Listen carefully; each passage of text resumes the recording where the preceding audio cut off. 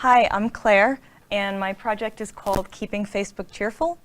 You may remember the crazy questions that I asked during our hot seats, like if every single thing in human history had been recorded and put on YouTube, what would you watch first? I have these because I've been asking them for over 2 years every single day, because Facebook just got to be a place where everybody was yelling at each other, but I didn't want to stop seeing pictures of my friends' cute kids and puppies and whatnot. So on a whim, I started asking these questions, and it occurred to me that other people might want to be able to scroll through them.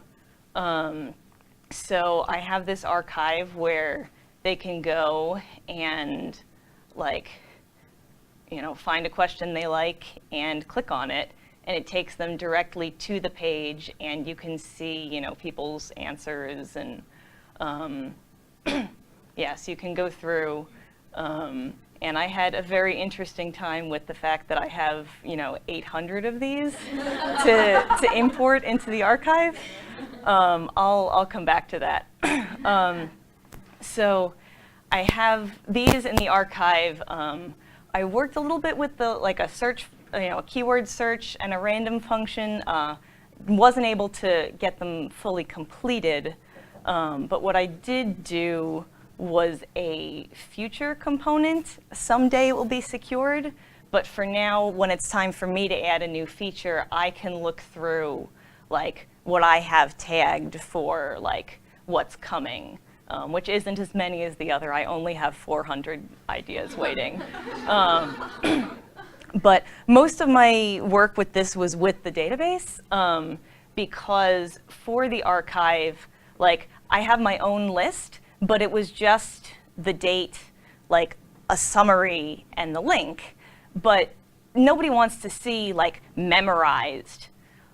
They want to see the actual question. They want to see what's something unexpected you have memorized and even now could recite at the drop of a hat. What caused you to memorize it?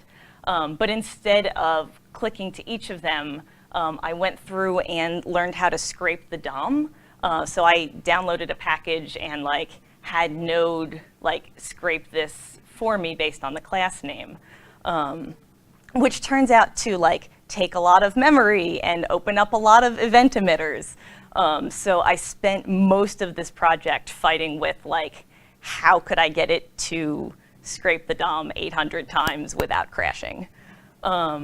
So I did not know yet about throttles and queues, which might have been a more efficient way to do it, but eventually managed with just a awaiting a promise.all situation that it took 10 at a time and then waited, and then took 10 at a time and waited. So I got those together, and it is kind of a fun thing, and yeah, I hope you enjoy my Stackathon.